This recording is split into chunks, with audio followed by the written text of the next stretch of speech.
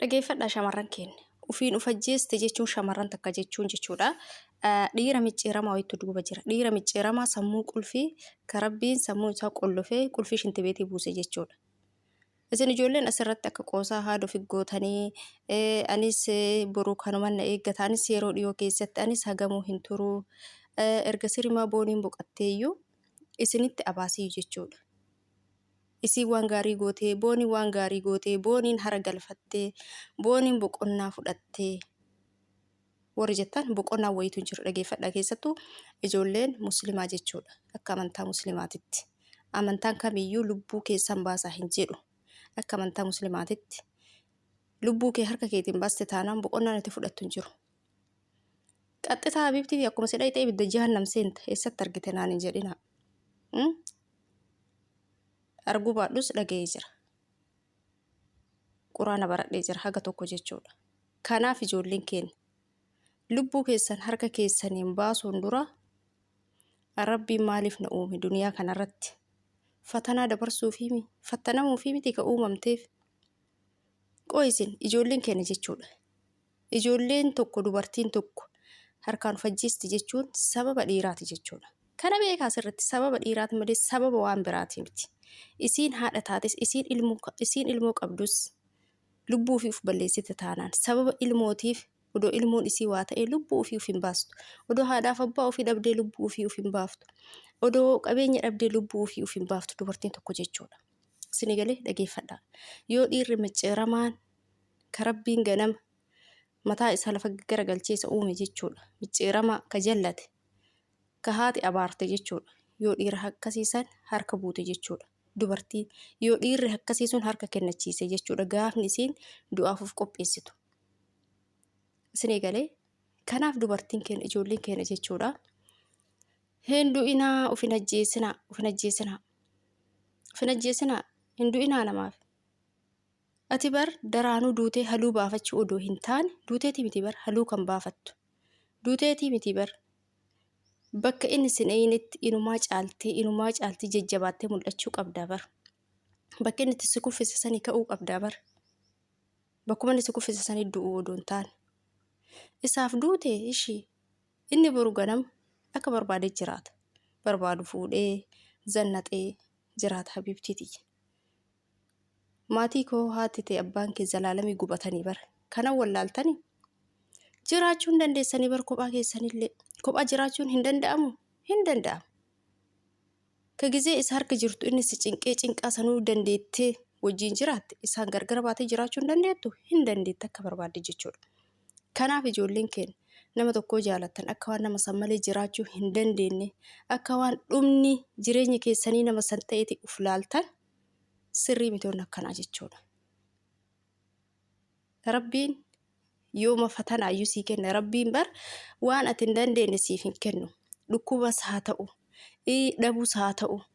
Rabbiin waan ati dandeettu haga ati dandeettu sii kenna. Waan ati hin dandeenye Rabbiin siif hin kennu jechuudha. Dhukkuballee yoo ta'e haga ati dandeettu sii kenna Rabbiin. Haga humna keetiitiin sii kenna jechuudha. Kanaaf Rabbiin waan namni hin dandeenye namaan kennu. Hin dandeettan fatanaa kanas keessa darbu. Waan isinirra gahe keessa darbuu hin dandeettan. Kanaaf ariifattanii lubbuu keessan irratti du'a faradinaan isinii jedha ijoolleen keenya. Baay'een keessan jechuudha. Aanummaa namnummaa nan arge. Nama 20 hin ta'an jedhee bar nama 20. Haga booniin boqatte. Nama 20 hin ta'e kun viidiyoo hojjetanii. Kun koomentiidhaan.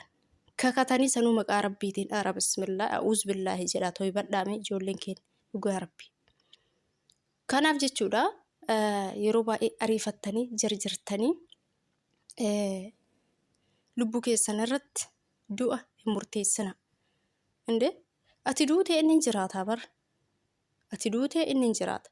Gizees hojii jirtus gubataa jiraattee deebitees immoo uf ajjeestee duniyaa kanarra dhabama uf gootee maatii kee haadhatee zalaalamii gubdee amma laala maatii haadha booniitii fi haadha qananii jechuudha. Isaan lamaantu gubataa jira kunaam. Isaan lamaantu gubataa jira. Uummanni ka dura hooy jedhu dagate. Atis akkasumatti dagatamta gaafa san.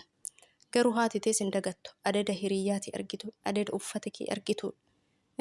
Adada maqaan kee dhayamuun gubataa. Imimmaan harcaasaa. Garaan isii cinaanaa. akkasii jiraatti jechuudha. Haati ta'e jedha garaa keessatti dhukkubsata. Odoo hirriba nagayaa hin rafin, odoo nyaata gaarii kolfitee hin taphatin zalaalamii isiinis gubataa haga guyyaan ga'uu jiraatti jechuudha. Maaliif kana gootarre? Kun isin kana gootaniif maalidha? Namicha boru ganama yoo ati duute odoo ati jirtu si ajjeeseetiniin gara biraa deeme. Ati immoo isaaf duutee awwaalamuu odoo hin taane jabaattee kaatee bakka inni si ajjeese sanii kaatee jechuudha. Jabaattee deemuu qabda. Mul'achuu qabda. Gaafa sani gaafna ati ajjeestu jechuudha. Gaafa sani gaafna taluu baafattu. Gaafa jabaattee bakka sanii kaatu malee gaafa bakka inni itti si kuffise sanitti duutee argamtee maatii kee cinqitee, maatii kee gubdee, maatii kee haragalfii dhoorgitee, ofii keetis ibidda jahannam seenuur obboleettii tiyyaa itti yaaduu qabda jechuudha. Waan akkana itti yaada. Kanaaf jechuudha ijoolleen keenya baay'een keessan anis akkasuma, anis akkas, anis akkan, anis yeroo dhiyoo keessatti, anis kanuma na eeggata. Booni anallee akkuma si jabeessi kanan haa jabeessu warri jettan jechuudha. To'ibadhaatii gara rabbii keessanii deebi'a. Wanni kamuyyuu hin sirraaya. Wanni kamuyyuu hin darba jechuudha. Guyyaa jecha jettan kanatti gaabbitantu jira. Guyyama hagana darbuuf jecha san dubbadheen guyyama hagana darbuuf ofirratti waan akkana waan hamaa kana yaade jettanii guyyaan isin jechuma dubbattan sani gaabbitan wayii hin jira. Wannumti hin dabarre hin jiru obboleeyyan kee. Wannumti hin dabarre hin jiru duniyaa kanarra jechuudha. Wallaahi wabillaahi. Dhukkubas taatu hin darba. Jaalalas taatu hin darba. Wanni hin dabarre hin jiru. Rakkinas taatu hin darba. Wanti hundi darbaa deema. Akkuma guyyaan halkan bari'aa deemu kana wanti hunduu jijjiiramaa faraqaa deema jechuudha. Kanaaf yeroo sitti dukkanaa'e sanitti guyyaan dukkanaa'u malee bari'u waan ta'eef yoo sitti dukkanaa'e dukkana san keessa darbuuf obsi. Du'aayii godhadhu. Rabbiin immoo jireenya san sirraa jijjiira jechuudha. Akka gubatte sanitti naftu. Akka miidhamtetti si naftu. Guyyaa miidhamte san seenaa gootee dubbachuuf jirta.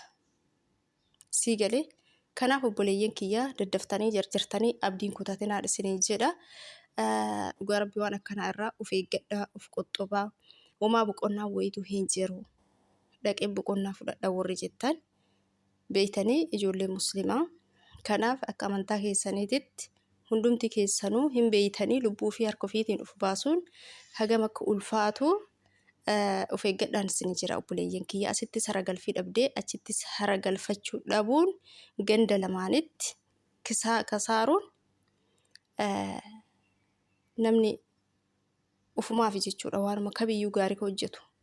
Maaliif salaata tokkoon natti salaattuuf boruu kee itti haragalfachuuf rabbiin na araarama wayi balbaluma jaannataas rabbiin na dhaaba jetteeti miti kadha xaartee quraana qaraatee salaataa jirtu. Gaafa immoo lubbuu kee of balleessite badii irraan caaltu kan rabbiin siif hin araaramne ilaa haga yoomil qiyaamaa gubataa darri kee ibidda jahannam keessatti garagalfamaa jiraatta jechuudha. Kanaaf ijoolleen keenya a'uuzu billaa jedha to'ibadhaa. Wanni hin dabarre hin jiru. Wanni adda isin ulfaate kun waanuma xixiqqoodha yeroodhaaf sitti fakkaata malee hin darba. Wanni hin dabarre hin jiru duniyaa kanarra hin darba. Namni darbaa jiraa gaafa qaniin isaa gahe. Kanaaf eenyu du'an oolu zalaalamii ati waggaa kuma biyya lafaa kanarra hin jiraattu. Maaf jarjartee lubbuu tee balleessite achittis boqonnaa dhabdare.